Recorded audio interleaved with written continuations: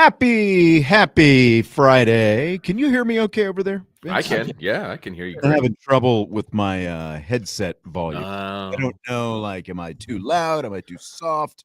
My chair just dropped. You sound glorious to me.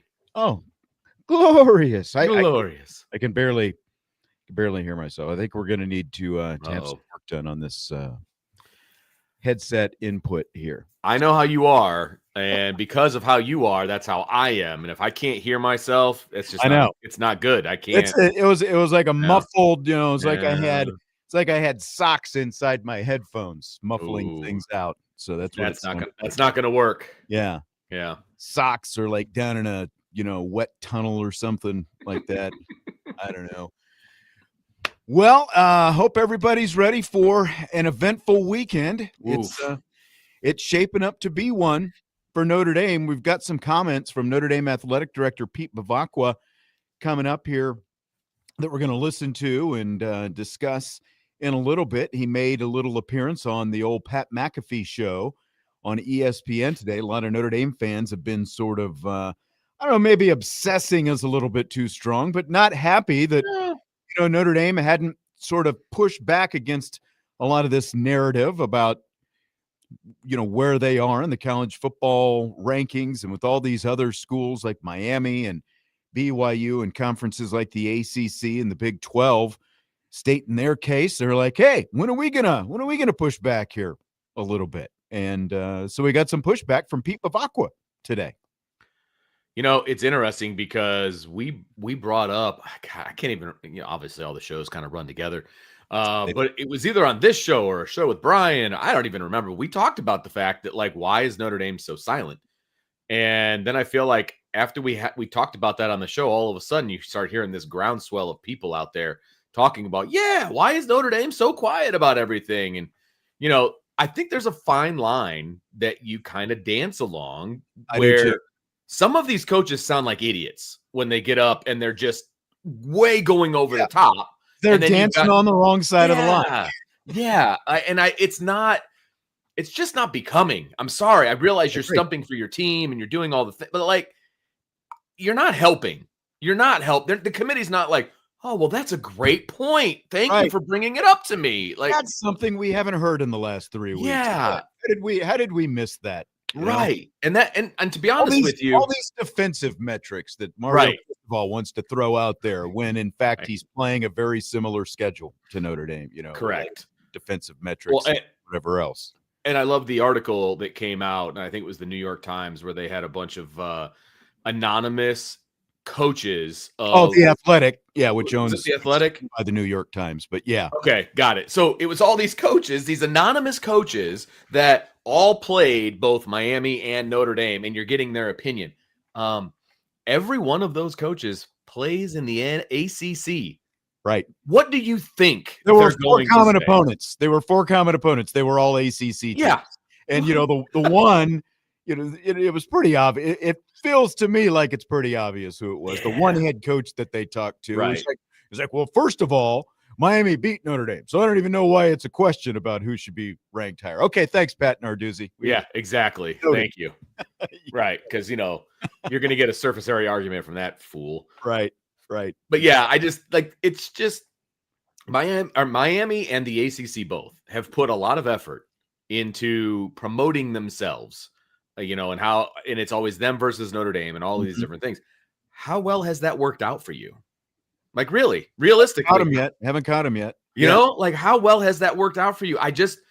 You're just yelling into the ether and it's not working.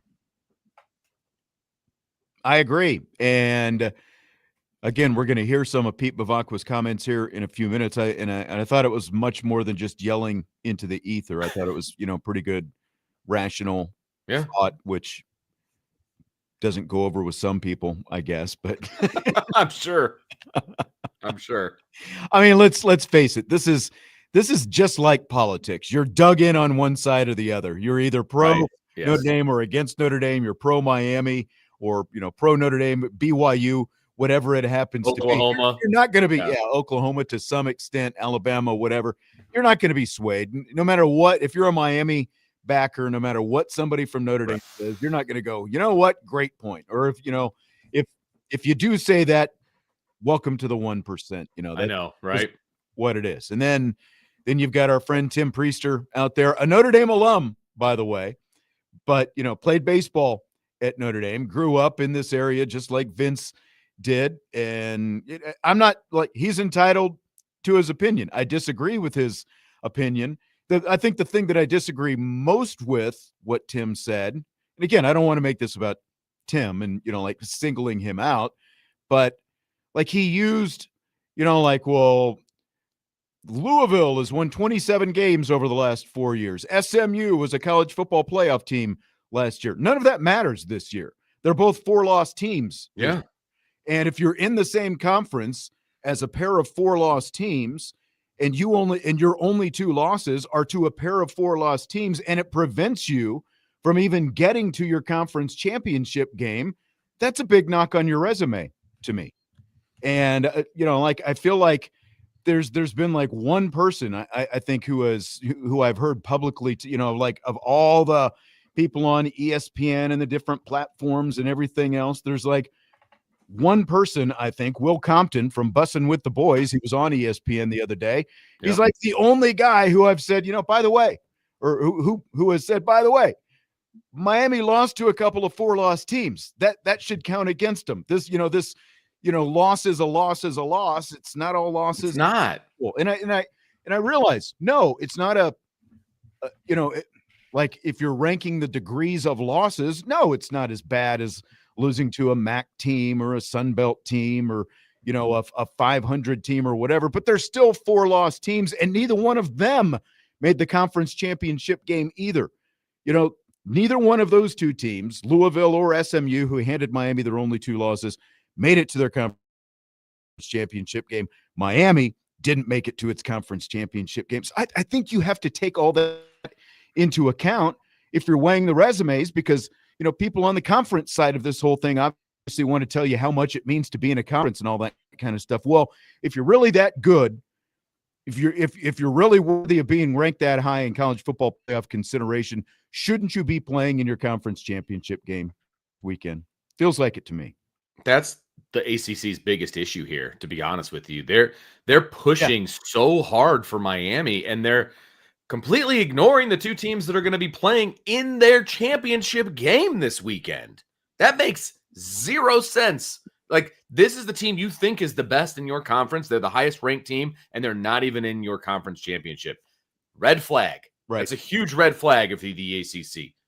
Huge red flag. You got a 5-loss team in the conference championship and a 2-loss team not in the conference championship. And again, you've played similar schedules, and people want to say, well, Miami, they outscored 3 of the 4 common opponents, more than Notre Dame. Really? I mean, like, we're coming down, like, we really want to make it about that after Notre Dame hung 70 on Syracuse. We want to talk about, again, the fact that, okay, maybe Miami won those games by wider margins than Notre Dame, but we talked about this earlier in the week. Look at how long Miami kept its starters in all those games. Look at Miami calling a timeout or Pittsburgh calling a timeout to help facilitate Miami scoring a touchdown with 41 seconds left, a garbage time touchdown, just to make, the Mirage look a little bit better. Look at the fact that Pat Narduzzi called the worthless timeout as well at the end of the Notre Dame game that helped Pitt score that touchdown with reserves for Notre Dame on the field. And it's just on and on and on. And again, I believe that the College Football Playoff Committee is watching these games, and they know how a lot of that stuff played out, and that is factored into some of their decision making, I think. So. 100%. They actually do watch the games, by the way. And it shows with the way that they rank the teams that they watch these games. Now, I should say, let me rescind that a little bit. It shows how they rank some of the teams. It doesn't show how they rank all of the teams, because I don't know that they've actually been watching Oklahoma and some other teams play. But, Alabama included. But in this regard, they are watching how Notre Dame is playing, and they're impressed with the way Notre Dame is playing. That's why Notre Dame is ranked where they are. So before we hear some of Pete Bevacqua's comments from the Pat McAfee interview today with McAfee and Kirk Herbstreit on ESPN and the McAfee Show. The games that matter, just to make sure for everyone, because I know there are still some people, how much does this one matter? How much does this one matter? That Right. kind of stuff. I feel like we should kind of set the table for what's going on this weekend in terms of what matters the most to Notre Dame. And it starts off with tonight, Friday night. You've got the Mountain West Conference Championship game, Boise State, of course, a team that Notre Dame beat on October 4th at Notre Dame Stadium, a college football playoff team from a year ago, since we're, like talking about what happened last year and stuff like that. But so it's UNLV and Boise State. Now, this one is not huge, but at the same time, like when you look at some of the selection committee chair, Hunter Yurichek's comments from his last press conference, he did specifically say that other conference championship games could impact some of these idle teams this week. And that, so Boise State, if they are able to win the Mountain West Conference with a win over UNLV tonight, that at least gives Notre Dame a little bit extra on the resume, a little bit extra strength of schedule boost. So like pulling for Boise State against UNLV, I think that starts with that Friday night. Yeah, I mean, how much will it affect Notre Dame's strength of schedule and all of those kinds of things? It may be negligible. It may be another data point. It may be another way for the committee to keep Notre Dame in. But yeah, 100%. It's absolutely something. And if you're going to be watching that game tonight, that's who you root for. If you're a Notre Dame fan, you root for Boise because you want them. You can say, hey, Notre Dame just beat a conference champion who was in the playoff last year, because apparently that matters in people's argument.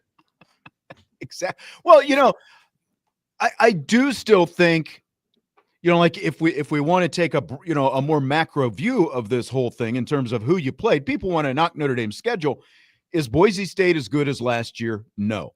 But at the same time, Boise State, and you can also lump the service academies into this, like Navy specifically, like everyone wants to rip Notre Dame. Oh, you play Navy. Well, who else is scheduling? What other Power 4 teams are scheduling Navy? Not many. Right. Most Power 4 schools want nothing to do with the service academies and dealing with that option. And it's the same with Boise State. Like Boise State to college football is the guns, like Gonzaga is to college basketball. They are the best next tier, group of 5 program year in and year out. They made it to the college football playoff last year. No other Power 4 teams don't want to schedule Boise State. It's like Notre Dame did this year. Oregon has occasionally. Boise State gave Oregon a fairly close game last year. Like nobody wants to schedule Boise State, so I think that you have to. Yeah, there has to be at least some kind of tangible credit that goes to Notre Dame for being willing to schedule a team like that nobody else wants to play. I completely agree, and Notre Dame will continue to schedule tough opponents. Like that's not going to change anytime soon. They're just not going to schedule. It's funny. I saw a tweet by somebody and they put what everybody thinks Notre Dame's schedule should be. And it was like, Ohio State, Georgia, Alabama, Georgia. Like it was, all 11 games. And then for the 12th game, it was like, the New England Patriots. And then it was, so obviously joke. But like no team in the country is going to schedule a top 5 team, a top 10 team every single week of the year. That is not normal. That's not the SEC. That's not anywhere. And just because Notre Dame's not in a conference, they still schedule tough teams. It's not their fault 10 years later that team might not be as good. Like that's just luck of the draw. Look how long it took to get this Arkansas game played. Exactly. They were supposed to play during the COVID year. Yeah, and it's like everything got bounced around, and there's still a return trip, obviously, from Arkansas coming back to Notre Dame. And like you schedule these things out, like you don't even know what Michigan's going to be in a few years. Fair enough. And you've got games against Texas and Alabama, and a 12-year contract with Clemson, and all of these different things coming up. You don't know what they're going to be. I mean, the committee still thinks Alabama is coached by Nick Saban. They're wrong. No, but that's absolutely. I've said they're Kalen DeBoer and the current Alabama are drafting off the success. Oh, big time. Nick Saban, big time. Big time. And so Saban is still, throwing his influence around, trying to help them out as much as possible. Sure. And who knows when once Notre Dame plays Alabama in the series that's coming up, if Alabama's going to be Alabama, we don't know that, but Notre Dame scheduled them when Alabama was Alabama. That's the thing that you have to remember as well. Brian Kelly and Nick Saban were still the head coaches Right. when those games were scheduled. Right. All right, so probably the game of the most importance, obviously, is the Big 12 championship game, Yes. BYU and Texas Tech. It's at noon Saturday. Obviously, BYU one spot behind the Irish in the rankings. Texas Tech won the regular season meeting. That is BYU's only loss. If Texas Tech wins, are you confident that that is enough and Notre Dame will be in regardless of anything else that happens? I really do. I feel pretty darn good at that point that, obviously BYU is going to fall back at that point. I feel very good about it. BYU can't beat Texas Tech. That if BYU beats Texas Tech, I think that's going to be a problem for Notre Dame. How big is it that Texas Tech and Georgia, because we haven't talked about the SEC championship game, but that obviously has some impact as well with Alabama moving ahead of Notre Dame to number 9 this week. You got Georgia, Alabama in the SEC championship game. I think it's huge that both Texas Tech and Georgia, who Notre Dame, would like perfect world, both of those teams win. Specifically, Texas Tech has to win, but Texas Tech, Georgia, both playing for a chance to secure a first-round playoff bye. That feels huge to me. Like there's no reason for them to let up against the opponents they're playing this weekend. No, gosh, no. Texas Tech, that you got the conspiracy theorists out there that, Texas Tech's going to lay down and let BYU win so that the Big 12 gets 2 teams in. Texas Tech has too much riding on this game. Texas Tech don't care about the rest of the conference. No. They care about themselves. At the end of the day, everybody cares about themselves. And they are sitting in the perfect position right now. As of today, going into the weekend, they would be the number 4 seed. So if they beat BYU, they'll be the 4 seed. Worst case scenario. Worst case scenario. The 2 or the 3, depending on what Correct. happens. And, so they stand to significantly continue to move up. And let's remember, this is the best year in Texas Tech football history. They're not going to let up on BYU just to help some other conference member get in. They want to win this game, and they want to win it pretty badly. They have never won a conference championship outright, ever. And they have an opportunity to get a bye in the college football playoff. Why in the world would they lay down? And potentially, by the way, because people have talked about, okay, you got a 2-loss Texas Tech team. Well, let's compare resumes to Notre Dame. Who's to say they wouldn't fall? Now, I don't think they would fall out, but they could very easily fall to being on the road in the first round. That could absolutely happen. And so why would you want to play with that? Why would you want to take that chance? No chance. There's no way that's going to happen. So now, could Texas Tech lose? I guess so. They're a 12.5-point favorite. They dominated the last time that they played. I don't see it being a whole lot different. In fact, I think it could potentially be even worse. We'll see how it goes. But yeah, Texas Tech got isn't the laying best down. run defense in the country, and they've also got one of the best pass efficiency defenses in the country. And Bear Buckmeyer is just not that great a thrower of the football. They turn the ball over a lot. We'll see. It's at noon. I'm just glad it's noon. I'm glad it's the first game. You get it out of the way. It's the most important for Notre Dame, and whatever happens after that, you know what's going on right away. BYU, Texas Tech. So Notre Dame fans or Texas Tech fans this week? Oh, absolutely. And you want Texas Tech to win big because you want BYU to fall back a little bit. And to be honest with you, they don't even need to fall back. They can stay right where they are because then there's still a buffer between Notre Dame and Miami, which I'm okay with as well. So, yes, but I'm happy that game is early because I think that one of all of them, yes, there's other scenarios, there's other games that could have an effect, but not the kind of effect that BYU jumping Notre Dame would have. And so this is the most important game if you're a Notre Dame fan to be paying attention to. And then I would say second on the list is probably the game we're going to talk about next, and that's the SEC championship. Okay, ND9 in the YouTube chat says, someone please explain to me why folks are saying Bama is in, win or lose, even with that unsexy loss to Florida State. 3 losses is better than any other 2-loss team. Well, I think they're in, win or lose. One, because they've already beaten Georgia. So this is a rematch with Georgia. So they've already got that. So even if they lose, you're going to split with Georgia, a team that is, would be the SEC champion. And where they are in the rankings. Again, like the committee was never going to come out and say it. People on ESPN are not saying it out loud. It's obvious the committee did this to help them protect Alabama in case of the loss. That's why they're number 9, because 100%. If they lose, they fall to number 10 at the worst. And that's, unless they get completely blown out and, like BYU plays a close game, then maybe it's a little bit dicier. But, no, are there guarantees? Of course not. But I just don't see Alabama falling past number 10, even if they lose to Georgia. I think the committee is looking at it like this. I think they're looking at chalk.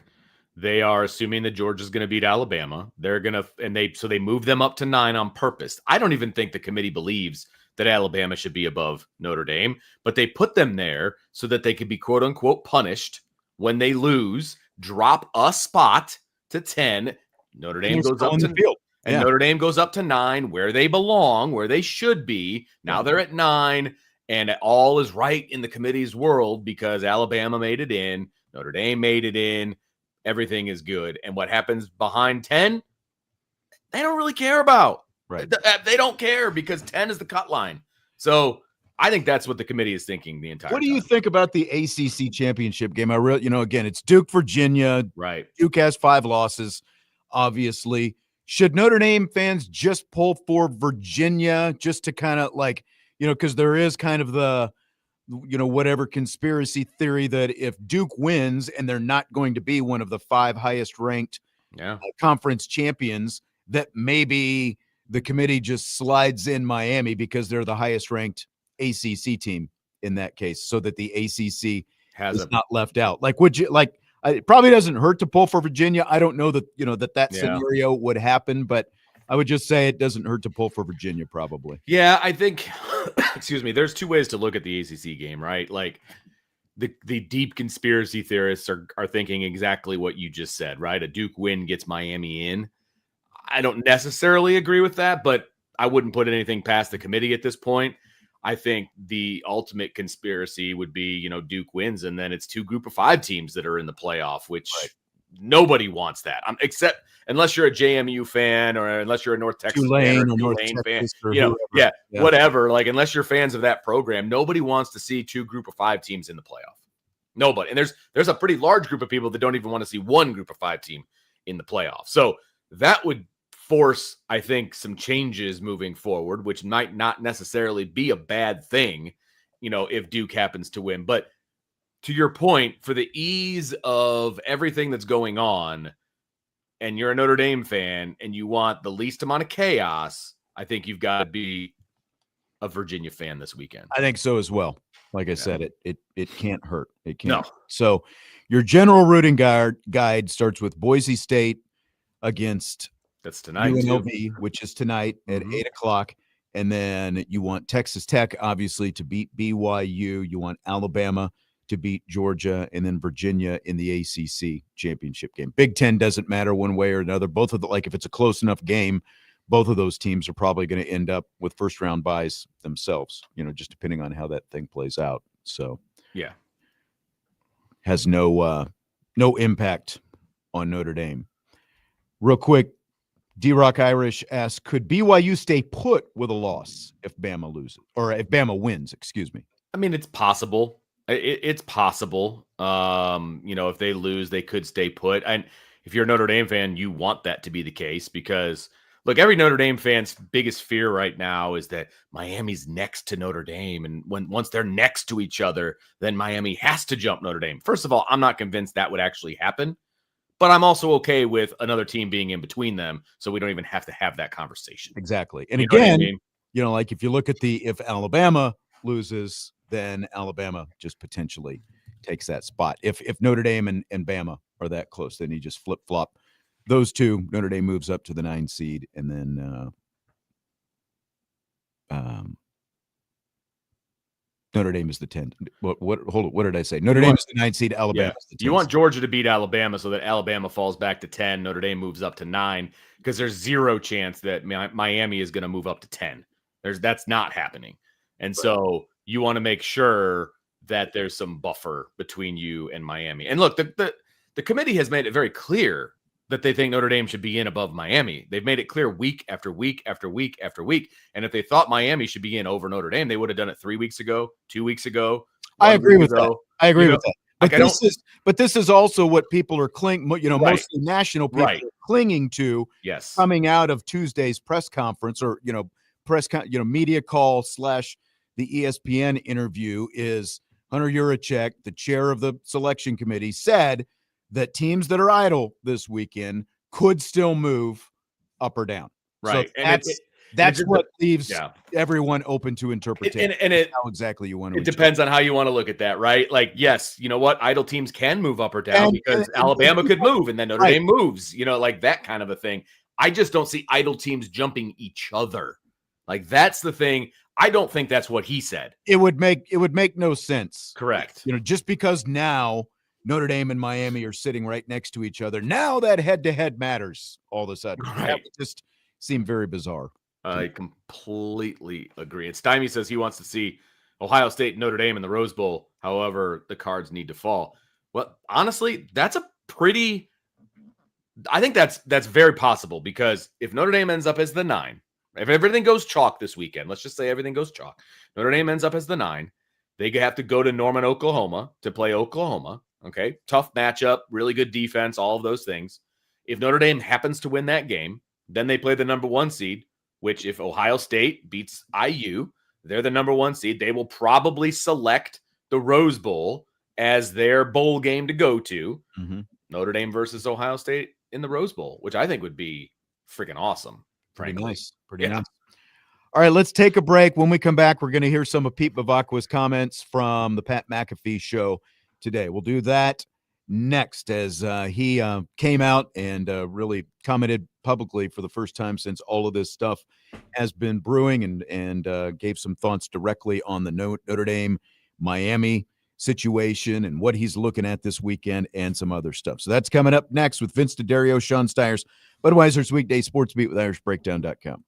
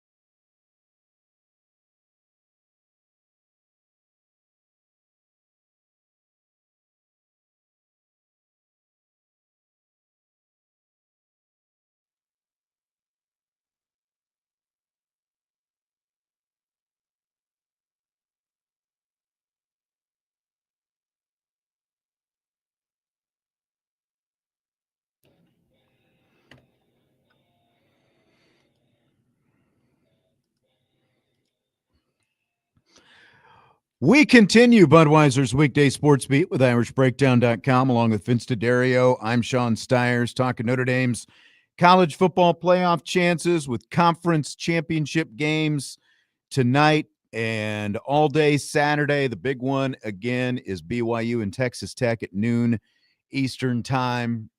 Notre Dame looking for a Texas Tech win over the Cougars to help them out and get it into the college football playoff. We've got some super chats that we're going to jump back into here in a minute in the YouTube chat, but I want to go ahead and play a couple of these Pete Bevacqua clips because, you know, it's like we've obviously talked about it. Everyone's mad at Notre Dame, Miami, BYU, Texas.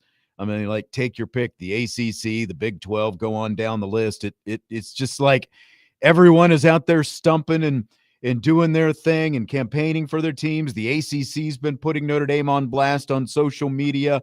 Mario Cristobal and Steve Sarkisian have been lobbying. Big 12 Commissioner Brett Yormark last weekend at the Arizona State game took that unsolicited little, not little, big jab at Notre Dame about their resume and comparing it to BYU and the Big 12 and everything else. So Notre Dame has really stayed out of that fray. Marcus Freeman has made a few comments. He was asked about it earlier this week at his signing day press conference on Wednesday and really, you know, like just talked about being confused and stuff like that. But a lot of Notre Dame fans have been upset that Notre Dame hasn't pushed back more and tried to change some of the narrative or at least redirect some of the narrative on this stuff. And that changed today when Notre Dame athletic director Pete Bevacqua went on the Pat McAfee Show with McAfee and Kirk Herbstreit.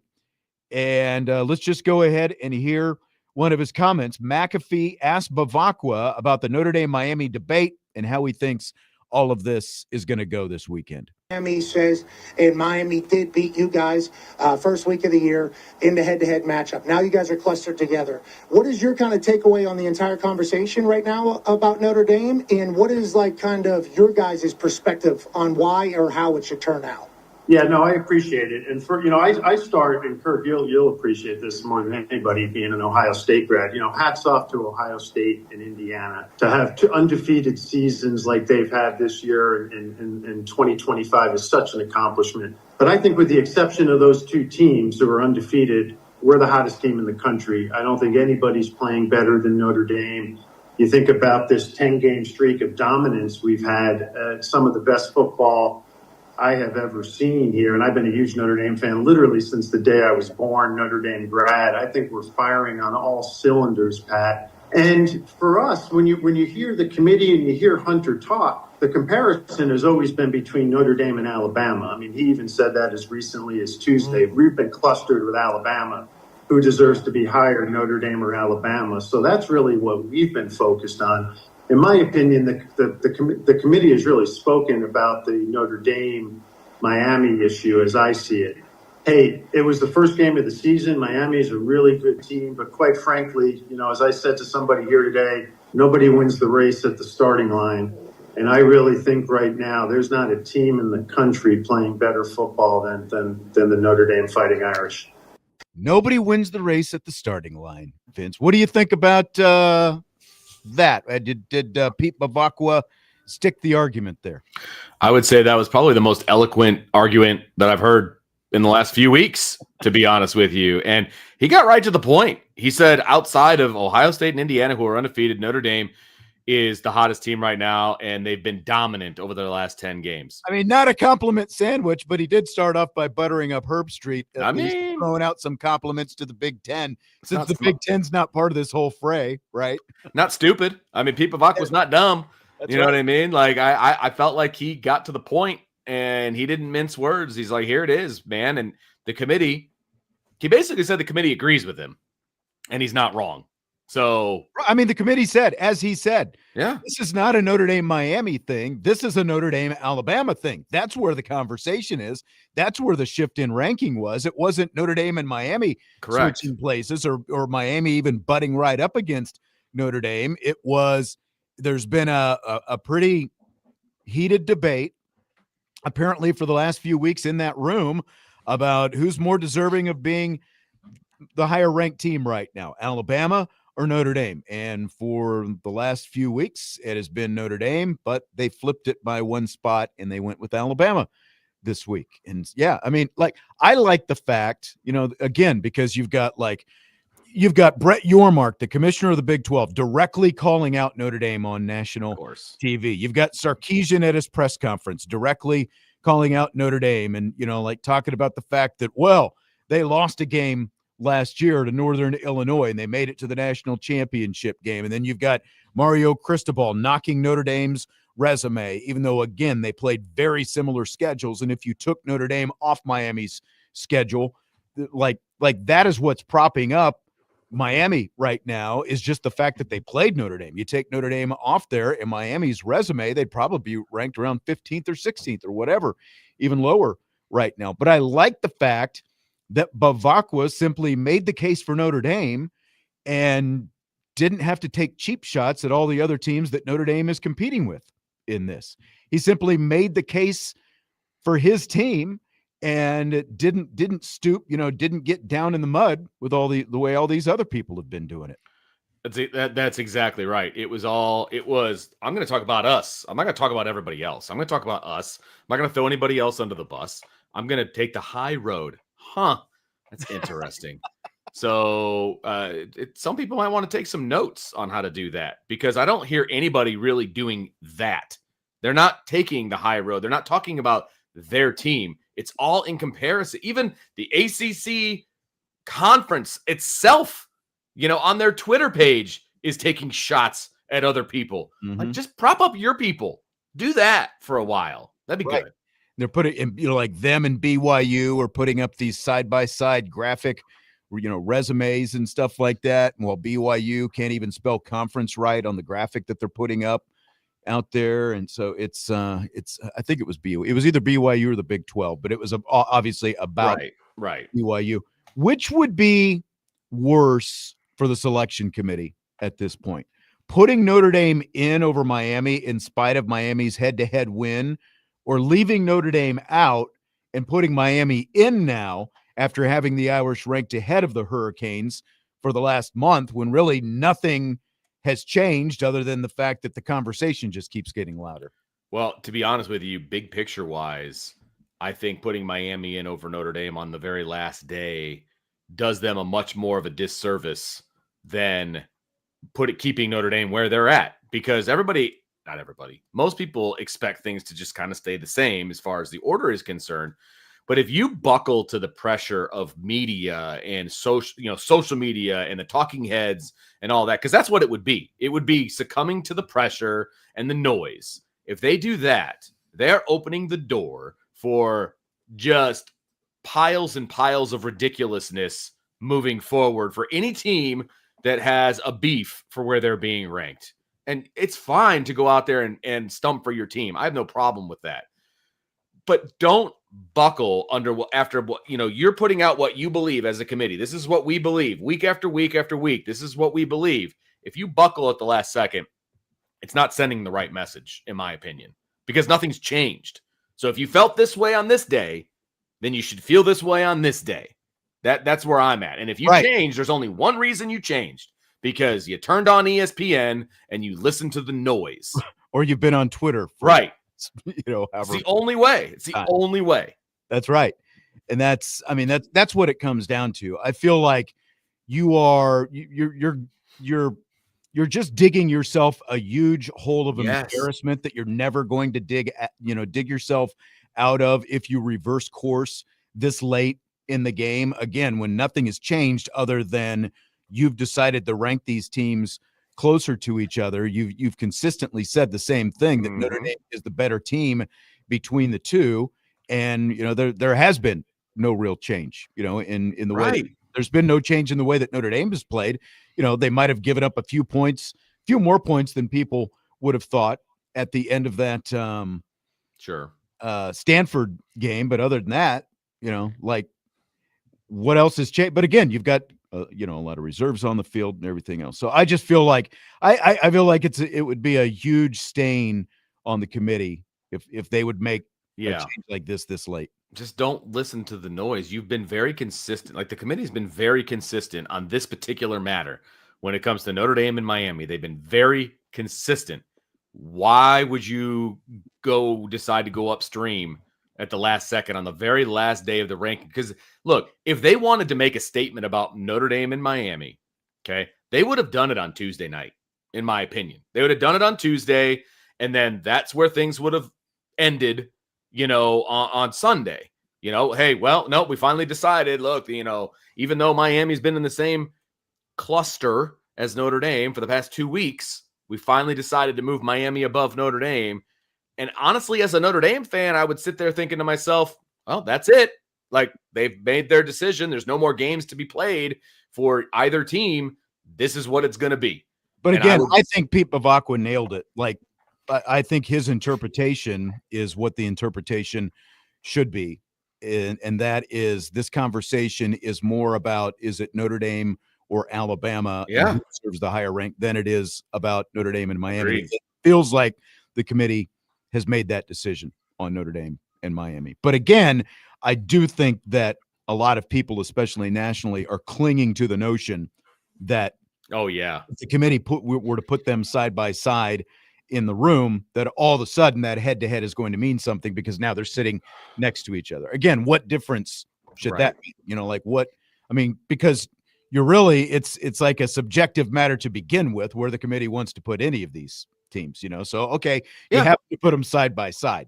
But, again, if you've got the, like the buffer that everyone's talking about, let's say BYU loses, theoretically they could stay exactly where they are. Yep. I really do think it's going to work itself out, to be honest with you. And I've said that for the last few weeks. And, Notre Dame fans have been waiting for upsets and things ahead of them so that they can move up, all of those different things. And it hasn't happened. Well, this week you get to root for chalk, right? You get to root for the team that's favored to win. So hopefully things just keep on keeping on, and the teams that favored to win are going to win. And you can just ease on in and book your plane tickets and whatnot to Norman, because I think that's where Notre Dame's going to end up. Take our last break this hour. We do have a short show tonight because we've got Notre Dame hockey starting in about 50 minutes here on Sports Radio WSBT. The Irish hosting Wisconsin tonight. So we'll take a timeout. We'll hear another comment or two from Pete Bevacqua. We've got a edition of Rapid Fire coming up as well. Budweiser's Weekday Sports Beat with IrishBreakdown.com.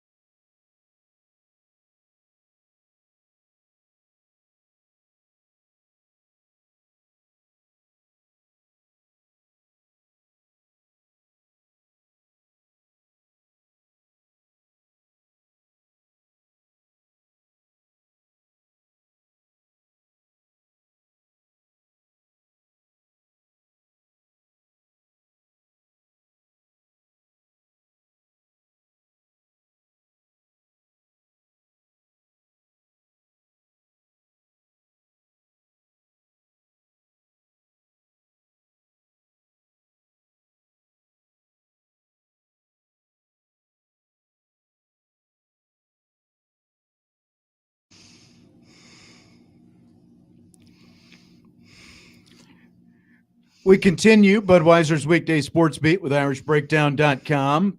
Sean Stiers, Vince D'Addario. We are now joined by Bobby Hensley. He's got his Playing Like a Champion Today sweatshirt on. Yeah, Never seen you so festive. Oh, just, tis the season. It's playoff time. Notre Dame's in the mix. Got to rep the gear. Vince is going to say something. What are you saying, Vince? Nope, I got nothing. I just don't have Notre Dame gear on. I'm the odd man out, so I got my ugly sweater on. Notre Dame gear on. Yeah, Vince must not know how to see the camera. I can see you, buddy. All right, we heard from Pete Bevacqua a minute ago, and now we're going to hear another comment from Pete Bevacqua on the Pat McAfee Show today. Went on to talk about Notre Dame and the college football playoff and everything going on this weekend. So Kirk Herbstreit was on the show today because he and McAfee were down in Atlanta for, in advance of the SEC championship game. So Herbstreit asked him what Pete Bevacqua is watching this weekend and what needs to go Notre Dame's way. And here's what Bevacqua said. What are you watching? What are you personally watching based on knowing the committee and how they've ranked these teams? I'm a little nervous for Notre Dame with the move of Miami. If BYU were to maybe get beat again by Texas Tech, you wonder if they would go underneath Miami, and then Miami and Notre Dame are side by side. Could the head-to-head then give Miami the nod? What are you watching? What are you most concerned about? What are you most excited about? Yeah, I would say, Kirk, again, I come back to Alabama. Certainly we're interested in watching the Georgia-Alabama game. Two great games, SEC, great conference. I think everybody in the Notre Dame Nation is a Texas Tech fan this week. I have great admiration for Texas Tech and BYU. But no secret, we want Texas Tech to win that game. And then, we've been ninth. We think we should still be ninth, quite frankly. We've made that known to the committee. But, we got to watch these games with great interest for sure. And I just think, we went from 9 to 10 having not snapped the football. I don't see any way where we can drop 2 spots and Miami can go up 2 spots. Neither of us have played a game over the course of these 2 weeks. The committee has always had us ahead of them. The committee has admitted that it's always been a conversation, a fierce conversation, if you listen to Hunter, between who deserves to be ahead of each other, Notre Dame, Alabama. Our feeling, our hope is if Texas Tech can beat BYU, we're in. Question is, are we going to be 10th or 9th? That's what we're going with. And again, I come back to the fact, hats off to Indiana and Ohio State, amazing seasons. Other than that, I would go toe-to-toe with anybody in saying that we are the hottest team in the country right now.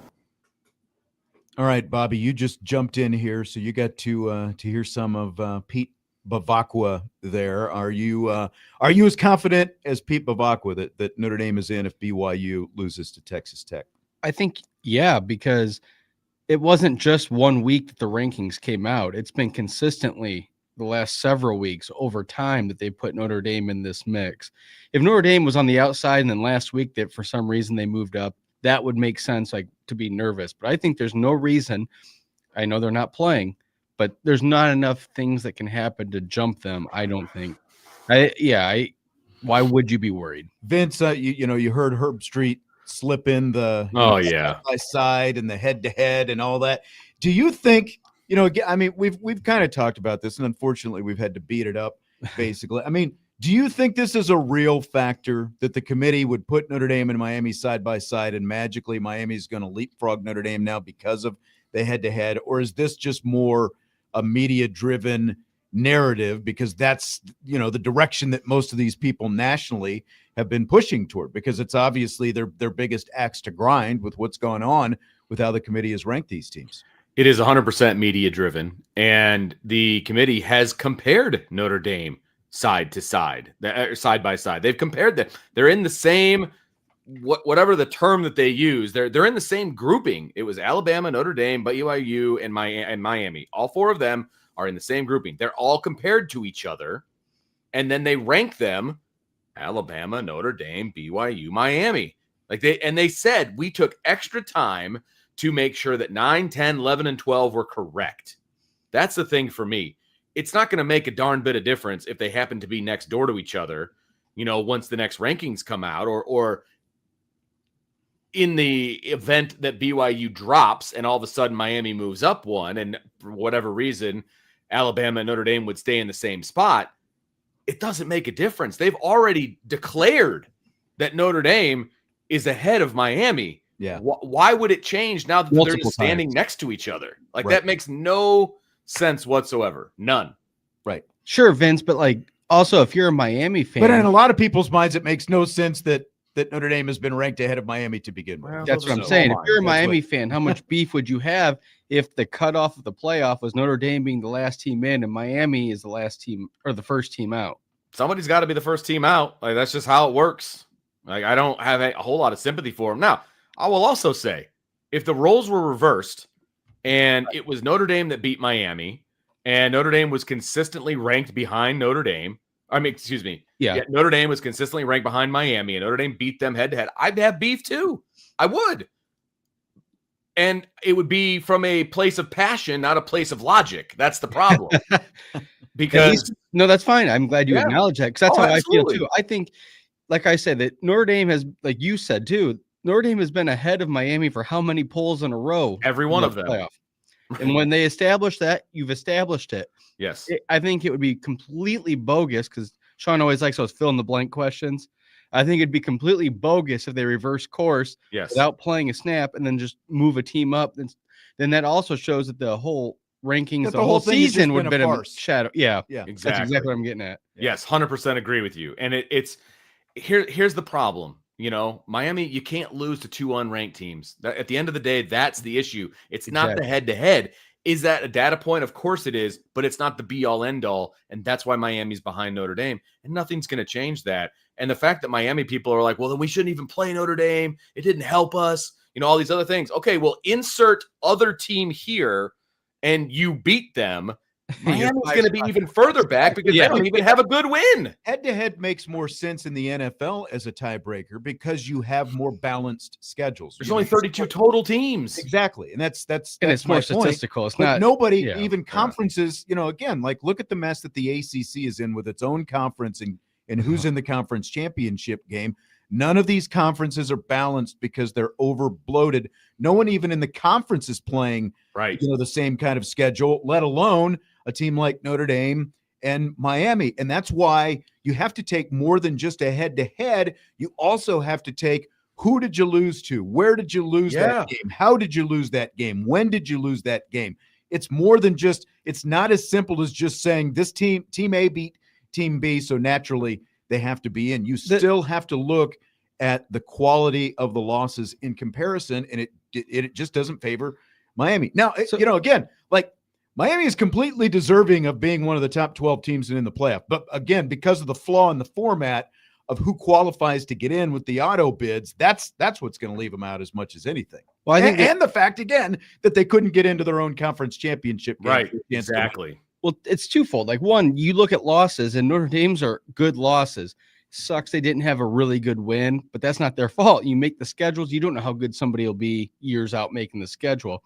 What I don't like is seeing people posting, well, Miami beat Stanford better or Arkansas. That doesn't matter to me. What matters, because at the end of the game, when they're a blowout, they're both blowouts. We're talking that's what about I'm a couple saying. touchdowns either way. I don't think that should be mattering or be relevant to the case for Miami. So I don't understand the Miami gripe with the head-to-head thing. You lost to worse teams. Exactly. That has nothing to do with Notre Dame. That has to do with you. That's why you're on the outside right now behind Notre Dame. All right, we're going to take a break. We've got rapid fire coming up. We'll start rapid fire with a couple of these super chats we haven't got a chance to get to yet. We knew it was going to be a fast day, and that's exactly what it is as we get set for conference championship weekend. Yeah, well, it means that too. All right, rapid fire is around the corner. Budweiser's Weekday Sports Beat with IrishBreakdown.com.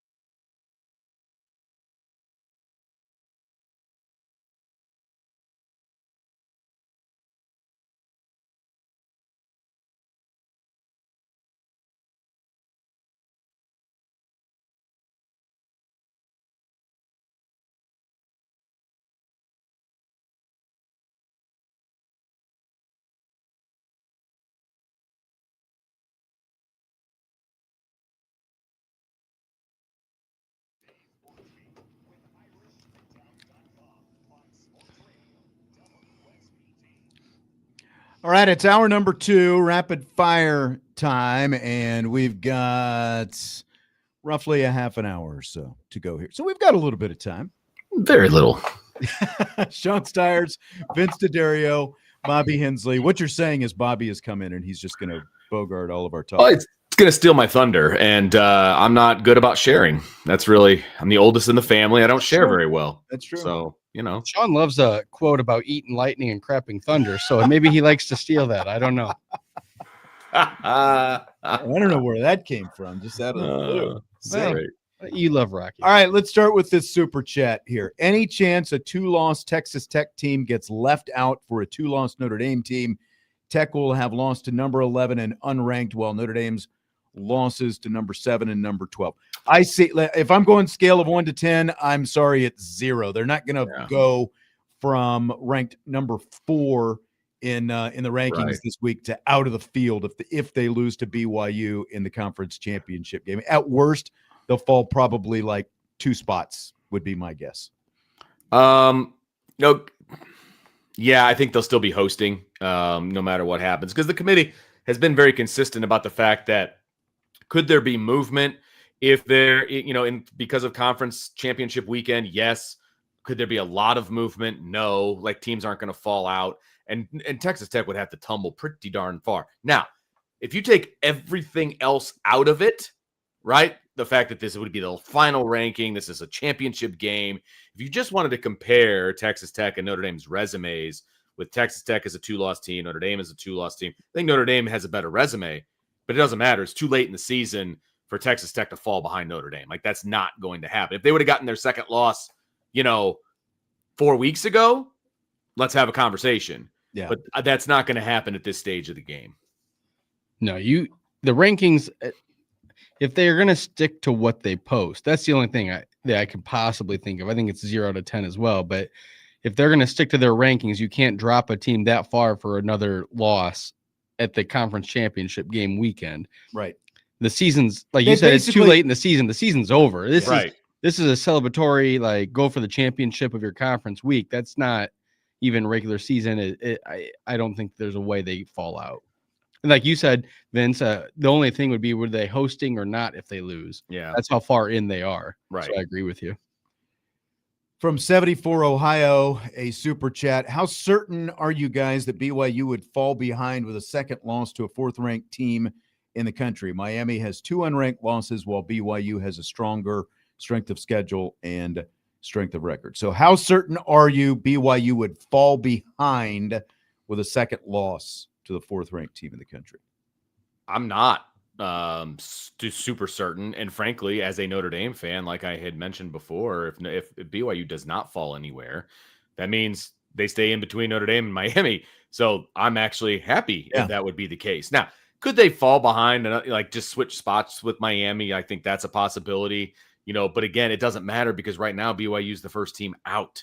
They whether they stay in that slot or they fall back, it's not going to make any difference.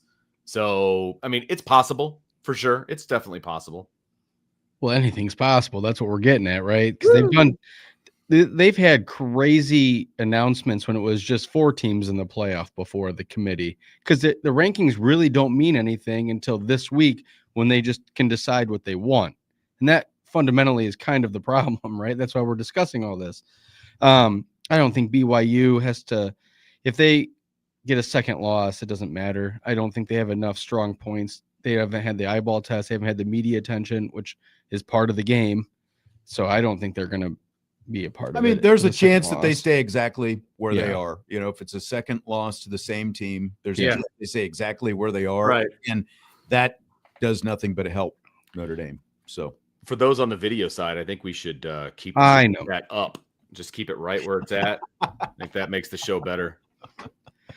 Only if you put Vince's face down there, that'd make more sense. Stephen, back to the Texas Tech question, says, but Texas Tech plays a weaker conference top to bottom, and isn't our strength of schedule better than theirs? Just, it doesn't matter at this point.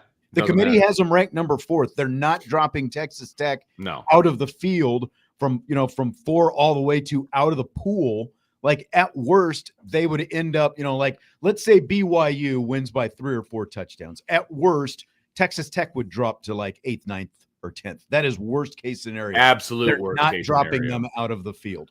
That's just not going to happen. And there's no way BYU wins by 3 or 4 touchdowns. Like, right. that's And I'm not just gonna saying. happen. Right, I'm right. just saying that's the 100%. scenario. But It's like, just, we've gotten to a point of no return. Like there's no way. Like I said, if this was 4 weeks ago, we're comparing resumes. Absolutely. Yeah. But it's not 4 weeks ago. It's December 6th. It's the last one. They just moved them up to number 4. They're not dropping them out of the field. Just they have as much as said that. I mean, BYU, because of where they are in the ranking, obviously, if they lose, they're most likely out of the field, because of the fact that they're ranked 11th. But they've said they're like when you look at what they did last year, a couple teams moved 2 spots down for losing, like SMU moved down, but they stayed, they lost in the ACC championship game. They stayed in the field. And, I realize it's a little bit apples to oranges because we're talking one season compared to the next, but Texas Tech has a better resume than SMU had last year, ranked number 4 right now. So they're not falling out, even if they lose. And, we all think that that's pretty much a long shot that would even happen. So, okay. So this whole John Gruden plan to fix the college football playoff, I wanted to talk about this. It made the rounds on social media. Bobby, I don't know if you've seen this whole thing, but the idea revolves around adding more games this weekend around conference championship weekend. So Gruden says he would start by putting all 6 teams that are playing in the SEC, the Big Ten, and the Big 12 championship games in the field. Like they would be locks to be in the field. They're all ranked in the top 12. I don't like, by the way, but that's fine. It's semantics. Like I don't think BYU should be a lock to make the field right now. But right. But he's saying they should all be protected. And then instead of all the other teams that are ranked, like instead of them sitting around at home this weekend, what he would do is pair them up to play in a bunch of playoff games. So like, for example, he says Oregon against James Madison, Ole Miss against Tulane, Notre Dame against Miami, Texas A&M against Vanderbilt, Oklahoma against Texas, a rematch, and then Virginia and Duke. And he says only if Virginia wins would you guarantee that spot. If Duke wins, they would not be guaranteed a spot in because of obviously they have 5 losses. Now, the caveat to his plan is the biggest flaw is he's got James Madison and Tulane who are going to be also playing in conference championship games this weekend, playing in these, play-in games or whatever you want to call them. So let's overlook that aspect. Yeah. But I don't want to get hung up on that's a minor thing. Just this general idea. They can play 2 games in a day. Yeah, why not? It's all good. Do you guys like this? Do you guys like the idea of this? You play your conference championship games, but then you also match these other teams up with a chance to play themselves into the playoff. Bobby? It's fine if you want to do that, but don't call it this random pairings. Just call it an expanded playoff and start the playoff a week earlier. Exactly. I don't need the word semantics. I don't need all the pomp and circumstance of, well, let's just put this and this. Just start the playoff then. Like, I think that there's no reason you need the conference championship games. They could have the rankings now and just start the playoff a week earlier and put all those teams in and make it a bigger playoff. I don't think that okay, we're at the end, so now let's randomly pair these teams and this team for a play-in game. That's called a playoff. That's exactly what it is. And it's really, this is why the Big Ten is pushing this 20-team field or whatever it is that they want to go to, is because they want their own little play-in games so that they can come up with another TV contract and get more money from Fox or, whoever else to televise those games. That's why the Big Ten keeps pushing that. I completely agree with what you're saying, Bobby. All it is expanding the playoffs. So I wouldn't be opposed to it, but let's call it what it is. That's what it is. It's expanding the playoff. And there's no point in having those championship games if they're automatic locks. Like if I'm a coach, I'm like, I'm an automatic lock. I'm not playing. So you're just playing for seeding. Yeah. Like, why are we playing this game? It is silly. It is potential injuries. All of these things. I'm out. I don't want to do it. Silly. The argument on the other side of that is that we have the same thing in basketball, right? There's a conference tournament at the end of the season. And if you make that, obviously, if you're a lower team, you could still get an automatic bid. But other than that, what are you playing for? You don't want your guys to get hurt. If you're the number 10 team in the country, you just want to lose the first game and be done because you're still going to make the tournament. I think that's the danger, or that's what we're looking at on the other side for football now. We're just trying to find the footing because this is all so new. My thing would be like, what if each conference had the top 4 teams have a mini tournament of the conference to win that? And then they get an automatic bid, and then we go to at-larges. But then what do you do with Notre Dame? Because Notre Dame is obviously an independent, and if you're going to get conferences to agree to a plan like that, they're not going to agree to it where they have to play those kind of games, and Notre Dame is sitting on the outside looking in and not having to go through playing an extra game because everyone's going to have to vote for whatever plan they come up with ultimately. Well, and let's all remember last year Notre Dame, decided, hey, we don't have to play in a conference championship game, so we can't get a bye, and then the teams that got byes all sucked. And so they changed the rules, and that just kind of backhandedly benefited Notre Dame. Like that, we didn't ask for that. Like that wasn't something that we wanted, and then all of a sudden now Notre Dame is the spoiled child who gets whatever they want. And it's like, they didn't even ask for it. Like, why is Notre Dame? Remember the backlash when the 12-team format was like, before it was even, announced, when it was just an idea and the details started coming out, like people were like, Jack Swarbrick, are you freaking crazy? We're never going to be able to get a bye and all this different stuff. Well, when you sat back and looked at it, Notre Dame was going to, they had some guarantees in terms of inclusion and things like that. And now, just after 1 year, you had a big change where all of a sudden Notre Dame is eligible for a bye. And I feel like there's going to be some tweaks to this format. No, there will be as we keep going forward, especially if 2 group of 5 there teams. It is right there. What you were about to say too? Yeah, that's exactly what I was about to say. Yes, if there's 2 group of 5 teams, there's going to be changes.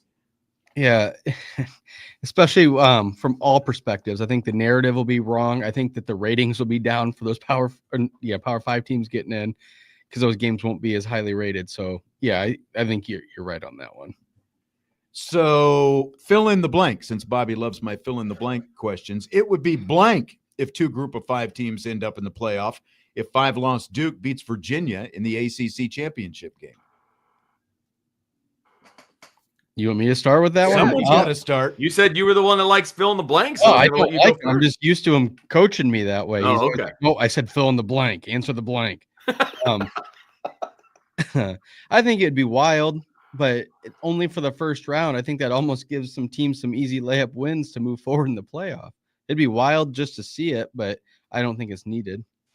Silly, it's a good word, like they say in the chat. It'd be hilarious. I mean, that's what it would be to me. It'd be hilarious because that is not at all what I feel like I'm in history class. This is not what the founders envisioned.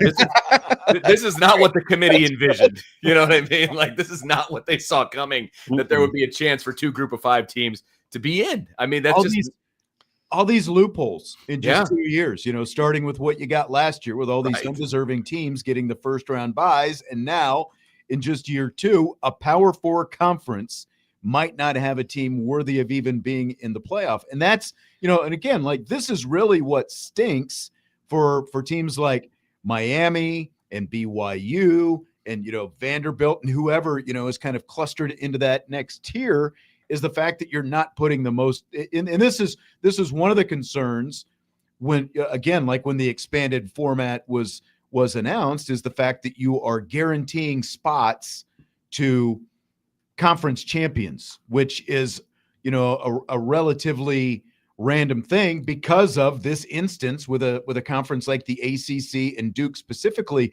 this year. You've got this basically loophole that could give a 5-loss team a conference championship. Now, obviously, they still have to be ranked high enough to make it in, but this is what you want to avoid. This is what you don't want when you're guaranteeing these auto bids. But that's exactly, where we are right now. So you're going to be putting potentially, like whoever the 1 group of 5 team is not going to be nearly as good as either Miami or BYU. And now you've got a chance that 2 of those teams could be in there, and Miami and BYU could both be left out, and they're both infinitely going to be better than either of those group of 5 teams. And that's the problem, because we want the 12 best teams. Like that if that's what you want, then you've got to get rid of this group of 5 thing. Guarantee the group of 5, a really good bowl game, essentially. They're not going to be a contender to win the championship. They're Yeah. just not. And it's a layup for the 5 seed because they're usually going to be 12. It's a layup. And honestly, it was a layup for Penn State when they played against Boise, in the second round. So this is a problem right now. And the group of 5 has created this problem 2 years in a row.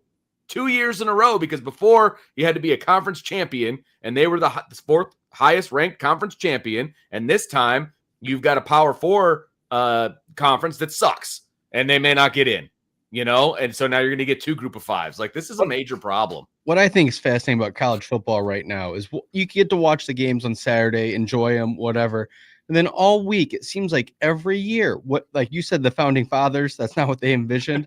I love that analogy, because that's kind of what they're at every year. Yeah. Somehow, whatever they change it to gets exploited, and they're like, crap, we got to fix this. We have to address this. They're so, So college football, to me, it's almost every day of the week. You get to listen, you get to talk about all the different rules and what they're changing and what they need to change to make it the best pure.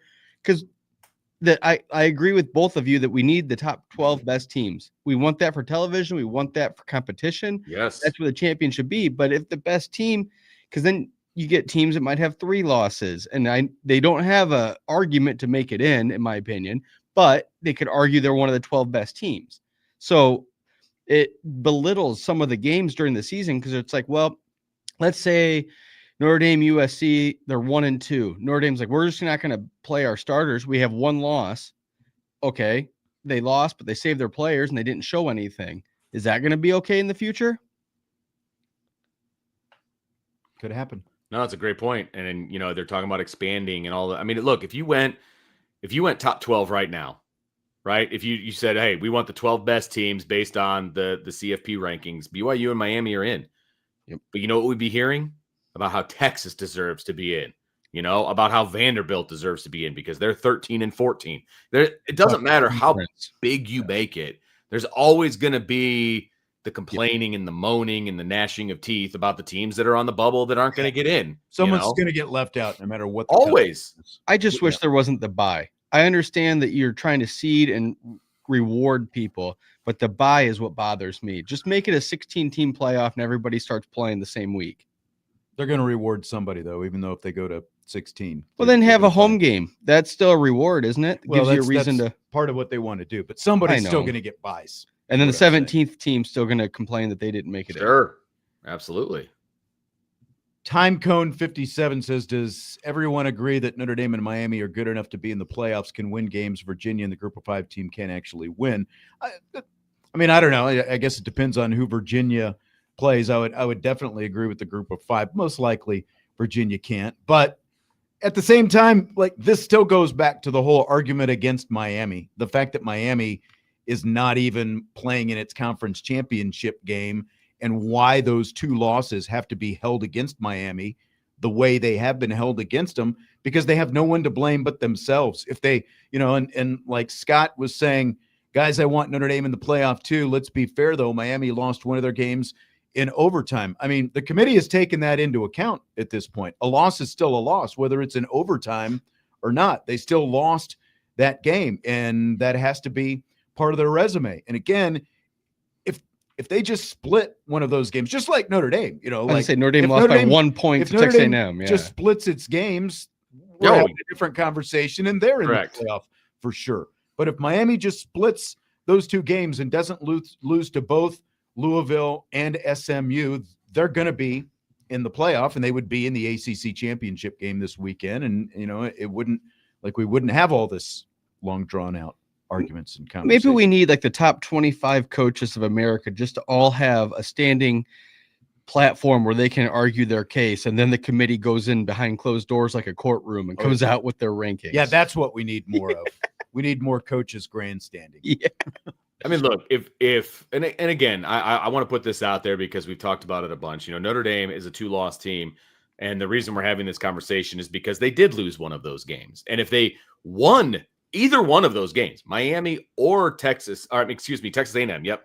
If they won either one of those games, Notre Dame's 4th right now, because whatever loss you give them, whether it's Miami or whether it's Texas A&M, it's a better loss than Arizona State that Texas Tech has. So Notre Dame would be in a bye situation right now. That's the difference right now. 4 points means Notre Dame is on the bubble of getting in, or they're getting a bye. Yeah. But they did it to themselves. And just to put a bow on exactly what you're saying too, though, if they had split, we're not talking about this. But how about the fact they just ran the table and looked really good in every single game? None of them came down to a last possession or pressure situation. Yeah, their kicking game is terrible. They might have lost it. Yeah, let's avoid that. That's why they did lose. Right. Or maybe part of it. Yeah, that's part of it. Yeah, sure. but they've looked pretty dang good. So it's crap to say that they don't look like they deserve to be in the playoff. Oh, yeah. Vanderbilt explored playing a 13th game this weekend. Clark Lee told his team to have their bags packed and ready to go at a moment's notice if they could schedule somebody. Vanderbilt quarterback Diego Pavi was on ESPN, and he hinted that Notre Dame was one of the teams that was on their wish list, even though, according to their athletic director, they never formally reached out to anyone, which I find kind of odd if they were really this, like anxious to go play somebody. But is there anything to this? Like, should Notre Dame have taken Vanderbilt up on something like this if given the opportunity to play this weekend? That's an interesting scenario. And I realize, Notre Dame's in a decent position, obviously, right now, sitting where they're at, and considering what's going to happen around them. I think they could have solidified themselves a spot if they go and they play Vanderbilt, whether it's at Vanderbilt or at Notre Dame or whatever the case may be. But you could also have torpedoed your chances too. So, there's a chance that you take, obviously. That's a pretty darn good ranked win if Notre Dame goes and beats Vanderbilt. If it came down to that, if Pete Bevacqua, and I'm Marcus Freeman, and Pete Bevacqua knocks on my door, on Sunday night, it was like, hey, you want to go play Vanderbilt? We can get this game going right now. We'll play it Lucas Oil, kind of in the middle, right? What do you think? Let's go. Let's play ball, man. Like, I would do it. I would play. Let's go. Let's prove to everybody that we'll go beat another SEC team, and we'll prove to everybody we belong in the playoff. I would do it. That's what I'm saying, though. Are you coming in from a fan or from a administrator? Because a fan, heck yeah, let's watch more football. Let's get more data. Like, it'd be fun. As administrator, I think Notre Dame's in a good spot. I think Vanderbilt playing Miami would be more lucrative for both of them because that would give each of them. But they might jump Notre Dame at that point. I don't know if I'd like that. Yeah, and I don't like it, but I'm saying that that would be more fruitful for whoever won that game, whereas Notre Dame has something to lose. Right. Vandy would have nothing to lose in that particular situation. I agree with that completely. Right. And but I'm saying as a fan, heck yeah, let's do it. Let's play more football. Let's get a good game on the books. Yeah. Be better than watching Duke play.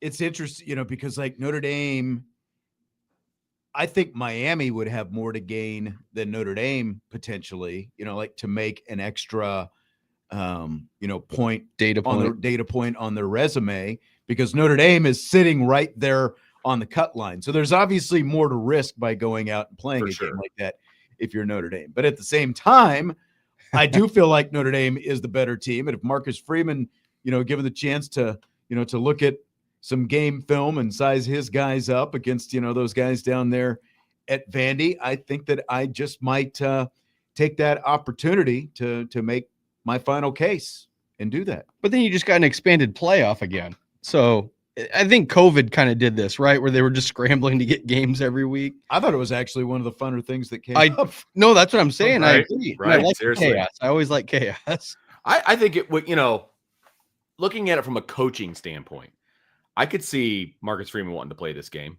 because, you've got a situation where you're going to be idle for 3 weeks. Let's get another game in. Yeah. Let's play ball. I don't know. It's an interesting thing to think about, though. I would like it. I really would. Like I said, I think as a fan, that'd be awesome. I think you doubleheader it. You go Notre Dame, Vandy at noon, and then you get the Big Ten championship at 4. You just go doubleheader. What you buy one ticket, you get to stay for 7 hours of football. Robert Nash with the YouTube super chat. If Notre Dame and Miami end up side by side, even though Miami wins head to head, would they take their next best win into account? Notre Dame has USC. Miami has Pitt. They take everything into account. That's why Notre Dame is ahead of Miami. It's not like the ACC tiebreakers where it's like there's this list and you go down. It's obviously very subjective, but it's also full of data points. So it's not just like, well, okay, we start with a head to head, we go to the next thing. Like that's not the way they've done it. A big part of the way they've, because obviously Notre Dame, they have USC, but they also have Pitt, and I realize a lot of people want to say, well, Miami beat Pitt by a wider margin. And again, we've covered that. We don't need to beat it into the ground. But no, it's But then you're putting a lot of trust that those rankings that they put out every week is what they're going to stick to, which I don't know what their precedent is for that, because if they want to change anything, they don't have to explain it. They can just say, this is what it is. And then they can explain it in whatever way they want as well, just like they explained, Alabama blowing a 17-point lead to an unranked rival and saying that's what moved them ahead of Notre Dame last week. They can basically say whatever they want. And that's kind of the scariest thing. That's exactly what I'm getting at. It's scary because they could take into account that, or they could take into account whatever they head to head. They could change their minds. It all comes down to whatever they want to do, they're going to do. Yeah. There is no, all right, well, here's the tiebreaker. Like what Sean said, there's no metrics. It's all just, that's why all the games after they lost those first two, they had to look good and make sure they put themselves up as high as they could. And hopefully the rankings speak for themselves and they stick to them. All right. Where are we on the list? Do you buy or sell? Speaking of the committee, do you buy or sell? They should televise the College Football Playoff Committee during the decision-making process. So you've got live cameras in the room. You've got these suckers mic'd up, and you can actually see and hear what they're talking about. It's a huge buy for me. I've said on numerous occasions I would love to be in a war room during the NFL draft because I just like to see how the sausage is made, no matter kind of what we're talking about. And in this particular situation, we're talking about the college football playoff. That would be must-see TV. I'd be popping some popcorn. It'd be like C-SPAN for sports. I would just sit there and I would watch them for hours of them just debating and deciding who goes where. I would love it. Damn, you just changed my mind. I was gonna go against you, but the C-SPAN comment that got me. We always talk, Sean and I, sometimes even off the air, we talk about what we could do like on a streaming platform, and I think that'd be something perfect to put on like the ESPN app or something. So you have to pay to see it. The same people would pay or have a subscription. I don't think we need to see 24 hours on ESPN till they make up their mind. But I think it'd be great to have that kind of thing on a streaming platform. So I don't need it on TV, but if I want to find it, I'll go find it. I would love it. I would love it. You're a nerd. Wherever it happens to be.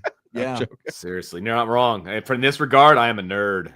It's just interesting because they always come out with their politician, this is why we did this, or here's our ranking. Like, it would be kind of cool to see, and then you can put a face to who said yes or no to certain things. Exactly. It's accountability. Now you know who's having the conversations, who's on this side, which I don't think they want anyone to know. That's obviously, so they would never do it. But at the very least, I would watch, like the inside the war room after the fact. If they put out even the next documentary day or next week, put out a little doc and get the behind the scenes on, like all the inner workings of everything that was going on. I would absolutely watch. You have to be a quick turnaround because once the game starts, you don't care how they got to them. You just want to watch the games. You got a few weeks though. That's what, game starts. So. Gives you something to watch over your holiday. Yeah.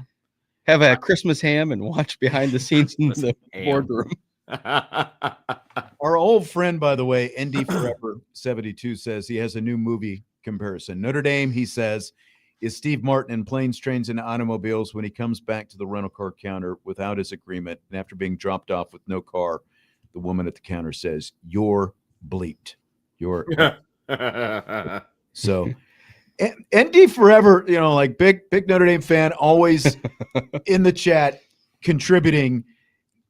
You kind of put off the vibes though, like you're rooting against Notre Dame to get in. Like you're rooting against them so that you can be right, because he's been very pessimistic about this the whole time. So like it's either like you're going the pessimistic route, so you'll be pleasantly surprised if they actually do get in, or you just like to complain. Yeah. Or you're just a Bobby and whoa, that got pointed real quick. I expected that from Vince, not from Sean. We all play our roles here. That's right. I just come off the bench. Should the committee, when they did their last rankings, should they have done it all the way down to wherever Duke is, since Duke is playing in the ACC championship game? So you can see the difference between where Duke is ranked right now and where these group of 5 teams that they're potentially competing against are ranked. No, I don't think so. Because how far down does it go?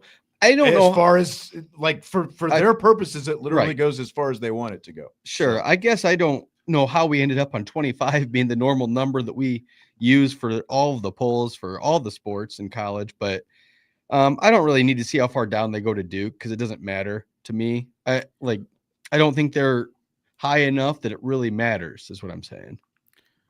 I will slightly disagree because I do think it matters only if Duke wins, because I want to know where they're ranked going into this matchup. Yeah. Because I want to see, like, is the committee going to pull a fast one and all of a sudden Duke is going to be ranked 20th? You know what I mean? That's because they beat for 'em. Virginia. I want accountability. It's exactly right. I want to know, do you have them ranked like 40th right now? Are they going to jump up 15 spots or 20 spots? And I guess I understand your point, and I completely understand that. And that's why I kind of get it. But I also don't need to see teams 39 through 26. I get that. No, I totally get that. But I would be very curious, even if you gave me like hey, Duke should be ranked like 35th to 40th. Like, give me even a range of where they should be. You know what I mean?